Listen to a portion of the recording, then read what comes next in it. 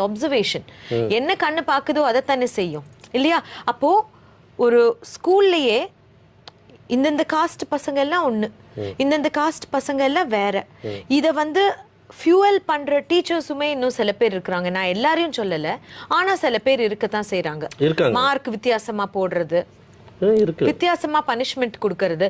ஒரே தவறுக்கு ஒரு கிளாஸ்ல வேற ஜாதி பையனுக்கு ஒரு தண்டனை, வேற ஜாதி பையனுக்கு இன்னொரு தண்டனை. It's really a shocking thing இது. So அவனுக்கு என்ன ஆகுதுன்னா he starts to feel inferior. அப்ப அவன் என்ன பண்ணுவான்? திமிரிட்டு மேல வர பாப்பான் சார். ஆத்திரம் பொங்கும். அவன் எக்ஸஸா ரெபெலியஸா இருப்பான். அவனுக்கு நல்லது சொன்னா கூட அவனுக்கு கேட்க தோணாது. அரகண்டா மாறிடுவான். ஆமாவா இல்லையா? அந்த குழந்தை மனசு, அது குழந்தை மனசுன்னு தான் சொல்லணும். ஸ்கூல்ல படிக்கும்போது நீங்க என்ன சொல்லி தர, இப்ப நீங்க சொல்றத பார்த்தா இப்போ இன்னும் ஒரு 20-30 வருஷத்துக்கு தாண்டணும் போல இருக்கு, 30-40 வருஷம் தாண்டணும் போல இருக்கு. எதுக்காக அது அவங்க அந்த மாதிரி செய்யறாங்க?